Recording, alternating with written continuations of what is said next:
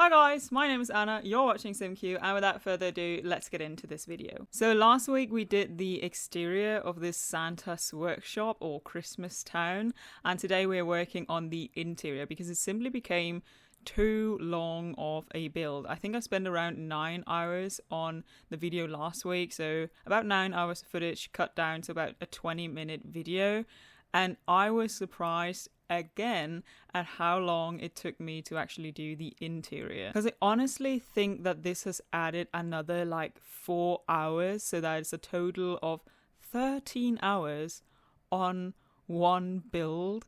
And I still ask myself, like I did last time, was this really worth it? I mean, don't get me wrong, I like the build, but 13 hours? Sometimes I can't help but think about how many other things I could have done in 13 hours, but I like the build and I hope that others will as well. So we're adding this fun thing to the whole build. We're adding a playground, and your sim is actually forced to cross the playground just to get into this room. I playtested it before I actually started working on it, so I knew that any adult sim would be able to cross the bridge as well. And then I removed parts of the upper floor so that we could have these larger towers in the middle. And this is the first time that I'm playing around with the playground system from Adventure Awaits, and I was honestly liking how it works quite a lot. I was quite impressed with the fact that everything just clips to one another seamlessly, and also that the game sort of remembers where you started,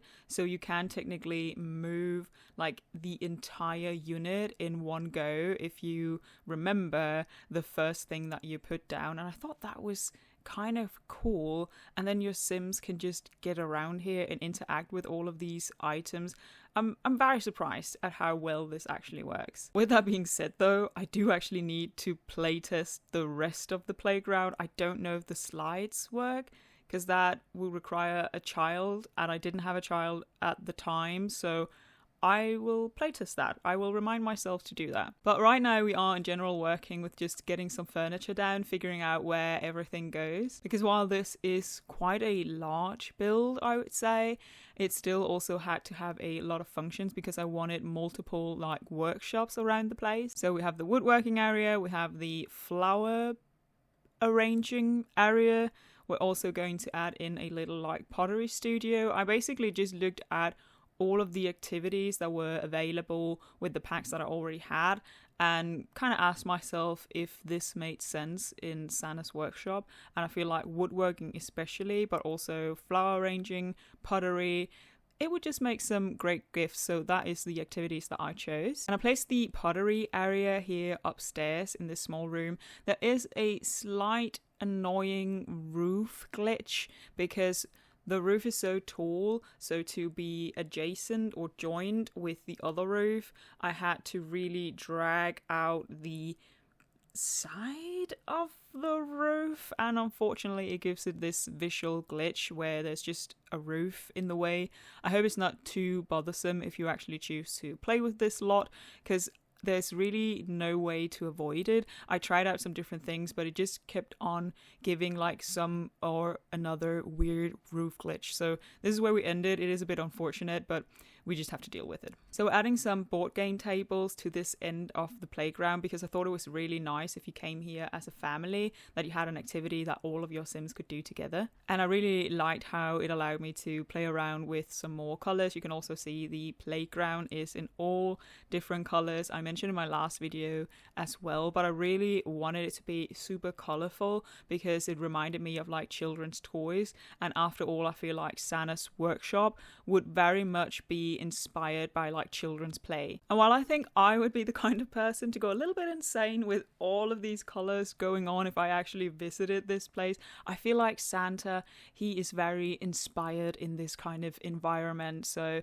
that is why we have all of these lovely colors. Now with the whole playground, you'd think that I would already have considered that children would be coming to this lot, but honestly they were kind of a second thought because I added like the woodworking tables, the flower arranging stuff and the pottery, but that is all for adults. So I realized that if I didn't want the children to at all times just be playing around, I had to add activities for them as well. So honestly all of these activity tables are kind of a second thought, but I do think that it turns out quite well and it looks like really natural, like it was always supposed to be there. And it just makes great sense, because then while the adults are working on one thing, children can be working on something else, and everyone can be in this very like creative space. So for the pottery studio, I decided to put them together because I also wanted it to be a very social space. I tried it with the flower arranging tables and the woodworking tables as well, but it just didn't look as nice.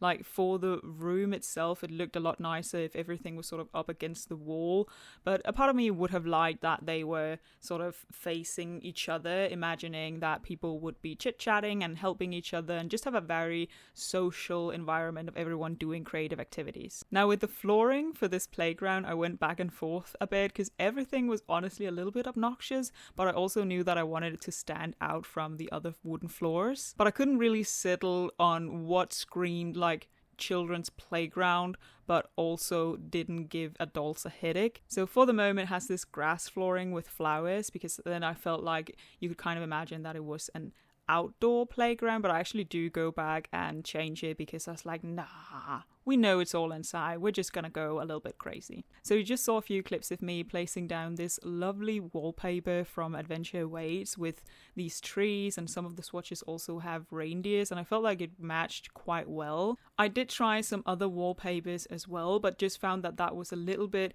too much considering everything was going to be decorated as well, which is what we're working on right now. So this is the dining room. It hosts 12 Sims, even though if I actually managed to turn this into a custom lot, I think you would have around 16 Sims sleeping here.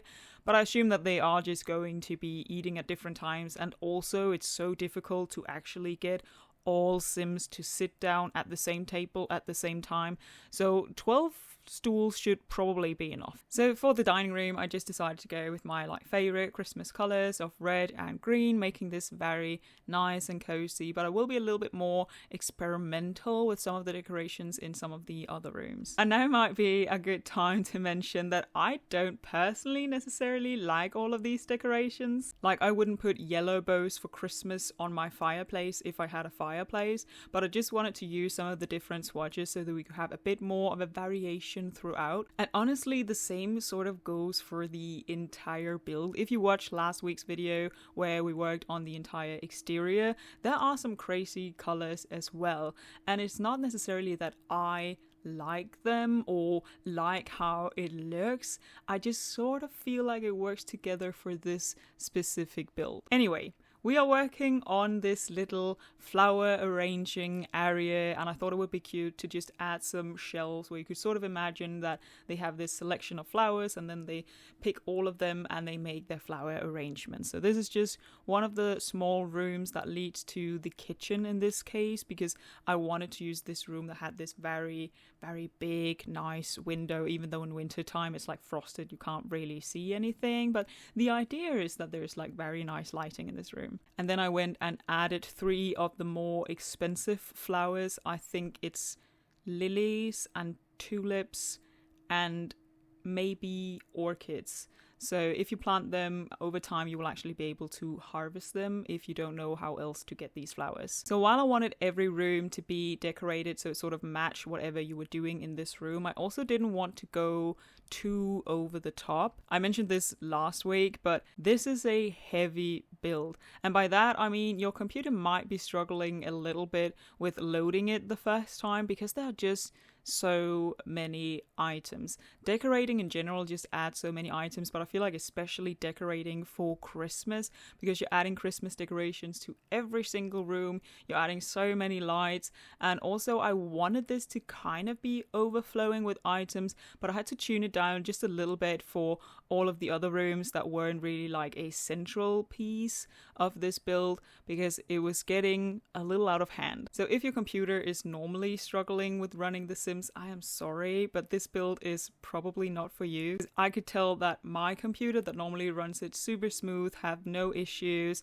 took a little bit longer to load, was a little bit delayed in changing from live mode to build mode. It wasn't a big deal. I was just surprised because it was really the first time I was experiencing it. So with that is why I would say it is a heavy build. Moving on, we are now in the woodworking area, and I found these nice wooden figurines to place on the shelves, kind of to inspire your Sims as for what they want to make here at Santa's workshop. And then adding a few details, though for this room specifically, I didn't want to add too much because I feel like you're going to have a lot of Sims walking to and from the playground. So we're keeping it a bit more simple, but I did add these storage boxes from Horse Ranch that we can kind of imagine holds wood and other tools. And then of course it wouldn't be Santa's workshop without a lot of Christmas decorations. And I found that these curtains came in this red and white striped swatch that I quite like because it reminded me of very classic, I think in English they're called hard candies. And also I thought it was fun to play around with even more color in this room since we already have this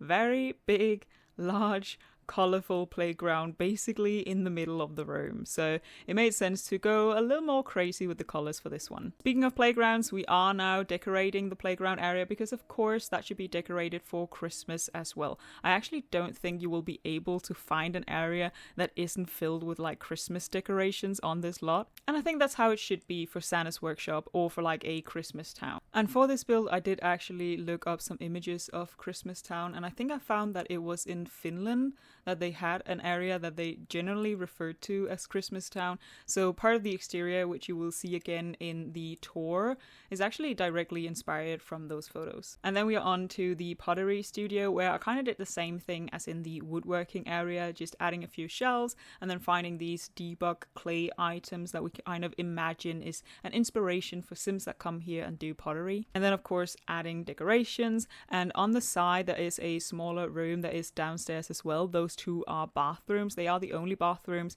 in this building, and then there are a few toilets and a shower in one of the outdoor buildings, but I did furnish all of those off camera because it's not very exciting. But this next part is exciting because this is Santa's hall. This is where he sits most of the day and listens to all of the wishes of all of the children coming to visit. And adjacent to that, I added some bookshelves because I thought that was a nice activity as well. These ones specifically are from Growing Together. I found that they again added a very playful, colorful, childish kind of vibe that I was going for. And then I remembered that with Adventure Awaits comes these creativity mats. I think this is where they do the origami, so I added 2 of those as well. And then we will continue to work on Santa's seat, adding decorations, adding a lot of lights, and adding a lot of shelving, because for this haul I wanted it to just be filled with toys from floor to ceiling. And to be honest, I didn't really care if everything stayed fully functional because I really just wanted this to be like a visual focal point. So I wanted it to just be filled with toys so that when your Sims walk in, this is like the first thing you see. And this is also why we have these like open barn doors, so already from the outside you can peek in and you see this big Christmas tree and then all of these toys filling every single wall. So we're adding teddy bears, bunnies, robots, cars, trains, anything I could find that was big enough to really be of visual interest, because some of the toys, like the toys that children would actually play with, like the action figures and also items that they pull out of the toy box, are actually really small, and I felt like it just became more like cluttered. That sounds wrong because obviously this is very cluttered, but it became too small to really catch your eye. So I think most of these are actually decorations that the game have just decided is for children, because these were all in the kids category. But at the end of the day, it doesn't really matter. These aren't playable. They're on the shelf. Your Sim will not be able to reach them. They are, again, just for visual effect. And another thing that are just for the visuals is this little train around the Christmas tree. Unfortunately, I could not add a teeny tiny little track, but we do have the train parts, and I really like that we have the bigger train outside filled with all of the presents, and then we have the small train here riding around the Christmas tree. Now, with all of these items, it actually turns out that the fireplace in this hall is not accessible, and I'm not going to change that because I thought for sure it was all of the toys, so I tried removing some of those until I realized that Bella Goth, which was the Sim I was playtesting with, what she was complaining about was the Christmas tree, because it's sized up, so it now takes up much more of the floor space than it originally did. And so while it looks like there's plenty of space, there actually is not. And she was complaining, and I did size it down a little bit because to begin with she couldn't even go into the woodworking area, and I was like, well, that is quite essential. But she still complained, and I tried to size it down even further, but it just lost all of its effect. I was like, I want this very big Christmas tree. It is purposely so tall that it exceeds just one floor, so if I make it any smaller, it kind of loses that idea. So the fireplace is not accessible. If you know how to, you could of course teleport your sim there, turn it on, light it on, and then teleport them out. I do think that would be possible, but they can't light it themselves. The other fireplaces work though, so that's a plus. Soon this speed build will be coming to an end, and that also means that this huge build is finally done. I know this is already quite a long video, but I do want to jump into the game and try my best to give you a quick tour of this place, because with last week's video, this week's video, there's just so much going on that I really feel like a tour is the only way to fully show you this place. So let's jump into the game. So here we are in the game. I've placed this in Mount Komorebi. I've made sure that it's filled with snow so that we can see this at its full glory. So in Christmas Town we have these small cute houses. They're decorated very simply. At this point I could not be bothered to do Christmas decorations, and also we already had so many items, so they pretty much all just have 2 beds and a fireplace because it's very cold. This is one of the few ones that is an actual room. The rest are just the half walls with a roof on top. So this is pretty much outdoors but like covered, and this is actually indoors. But it should work, it should not be any problem, and your Sims can definitely walk in there. This little building I turned into the toilet building because I realized that there were no toilets and not a single shower. So if your Sim was actually sleeping out here, there was quite a long way, and also 2 toilets for around 16 to 20 Sims were probably not enough. So it's the same thing here on the other side, the same kind of interior, and then of course all of the presents. So this is what I talked about, I think in the first video, that we have these set of presents, and then we have the ones that come with the holiday pack, and these get covered with snow, so that's why I had to change it. Originally I had different ones so that it was a bigger like variant, but of course I didn't want them to be covered in snow, so we just have these in different colors, and I think that's good enough. But this is Santa's Hall. I absolutely adore it. Please don't mind the roof clipping. I realized that myself only just now, and there's not really a way to fix it, but it's not going to be an issue through gameplay because this is only in tap mode, and as soon as you actually go to the ground floor, the roof is gone. But look at all of these lovely toys.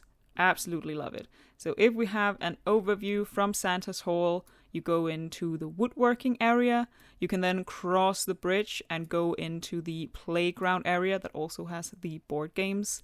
And yes, this is 2 separate playgrounds, so you will have to crawl down and then crawl up on the other one, but it is so that these 2 towers are actually in the middle of the upper area, which is not accessible. On the other side, we have the lovely dining room. I think that this is just so cozy. Shall we just get a shot here as well? Look at that. Look at that. Isn't that nice? Don't you want to celebrate Christmas right here? Then we have the flower arranging area, the kitchen area.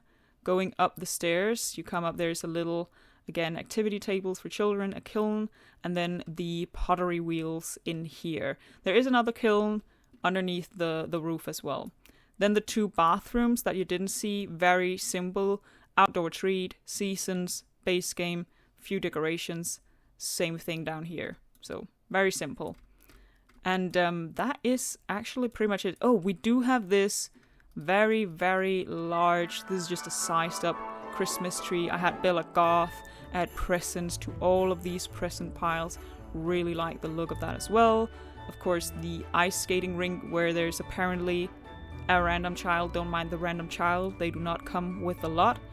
And if you turn on any fireplace, all of these chimneys are going to be emitting smoke, which is just another little detail. So yeah, this is the full build. This is 13 hours of work. Let me know if it was worth it, or if I should have just done, I don't know, 2 or 3 builds instead.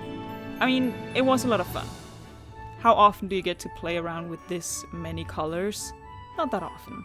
So it was a lot of fun, but a lot of work. I really hope you like it. I wish you all a very Merry Christmas. If you do not celebrate Christmas, I do hope you get to spend time with friends and family, maybe enjoy a nice and deserved holiday.